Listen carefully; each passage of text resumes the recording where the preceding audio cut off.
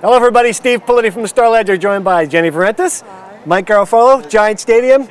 They ran all over him. It's just, 9-1, running game, 210 yards. Brandon Jacobs might have pointed that out a couple of times to us afterward. Brandon Jacobs wrote your column. Oh, yes, he did. And for that, we are eternally grateful. What's this we talk? No, I think I wrote at some point during the week, or maybe even after the Eagles game, that the run of 200-yard games was going to end today.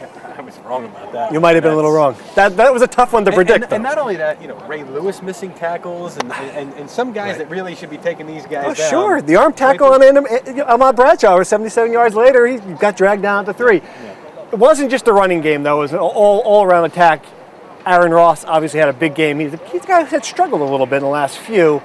What was the success for him today? Yeah, I mean, he still had a little bit of an up and down day today. He gave up a few catches early on, but what he did do is he had the 2 interceptions, and he hadn't had a pick all season. And he kind of said, I was just mad at myself all season because I wasn't getting those big plays. I wasn't being in the right spots. And he's like, so just to get it and get over that hump was a huge deal. And he was definitely in the right spots today. That ball bounces off at Derek Mason right into Ross's hands, and he runs back for the touchdown. So.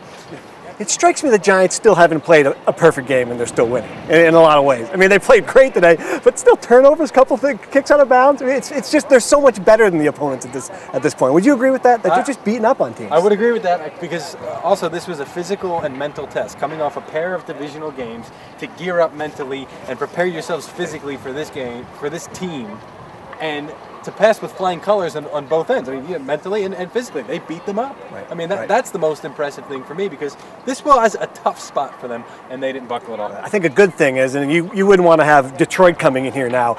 This just keeps on going. The schedule stays tough. I mean, this stretch that comes up now. I mean, there is no easy game in this last 5. No, they have back-to-back road games: Arizona, DC. Then they've got who else? Carolina. They got Philly again. So, and Cowboys again. I mean, but they're basically in control. You could say what you want about the upcoming stretch, but they're freaking 9-1. They've answered every challenge. Control, and basically, if they're not #1 seed, frankly, most people are going to be surprised. Absolutely. Freaking #1 seed. Freaking #1 seed, and we're freaking cold, so we're going back inside. Steve Politi and Mike Garafolo. Oh, by the way, wait, one more thought. I really like Joe Flacco a lot. That's a good point. I like he played great game. Moved that 1 pick. Otherwise, it was pretty. Yeah, and when he gets more comfortable throwing the ball, he's gonna be really good. Can we sign up now? Steve Politi, Mike Garafolo, Jenny Vrentas, signing off.